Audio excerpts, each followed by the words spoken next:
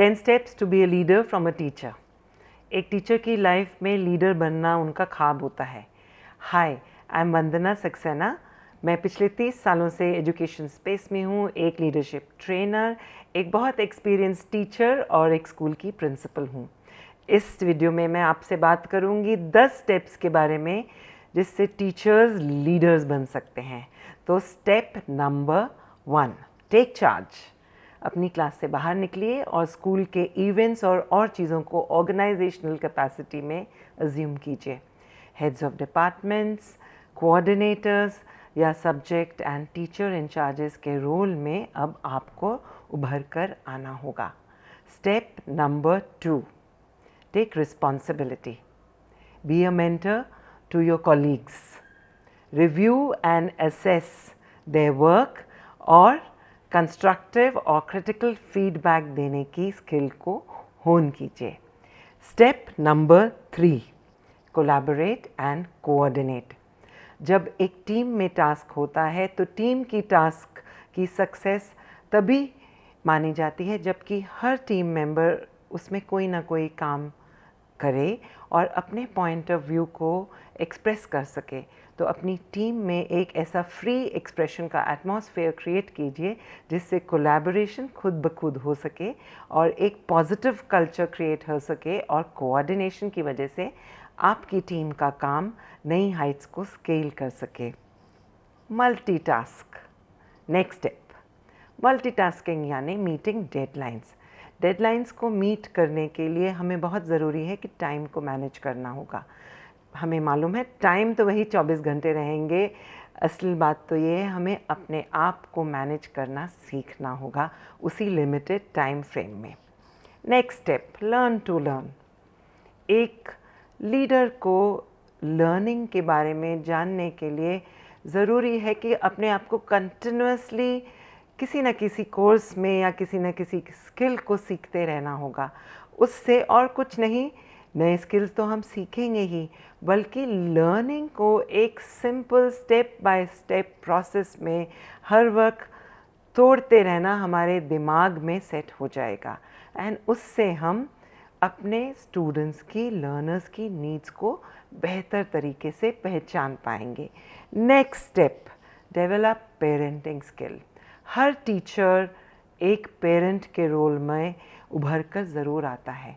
ज़रूरी है कि इंटरपर्सनल स्किल्स को होन करते हुए पेरेंटिंग स्किल को जानना बहुत ज़रूरी है। उसमें काउंसलिंग स्किल और पेरेंट की ज़रूरत, being more empathetic, understanding what the parent wants from the child is very very important. तो पेरेंटिंग स्किल को होन करना एक टीचर लीडर को बहुत बहुत ज़रूरी है।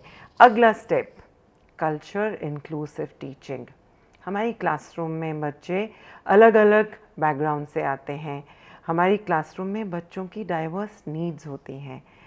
बच्चों के बैकग्राउंड को जानना, अलग अलग कल्चर से रिलेट करना और बच्चों की ज़रूरतों को समझते हुए उनके लिए लर्निंग सॉल्यूशंस क्रिएट करना एक टीचर लीडर के लिए बहुत ज़रूरी है।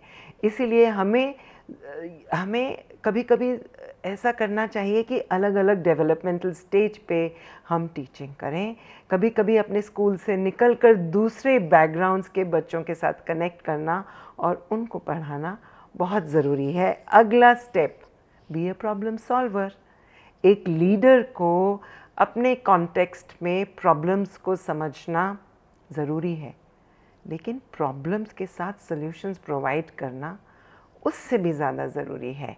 When we start solving problems, automatically हमारी लीडरशिप क्वालिटी अपने आप उभर कर आती है and people come to us for solutions, seeking solutions to their problems.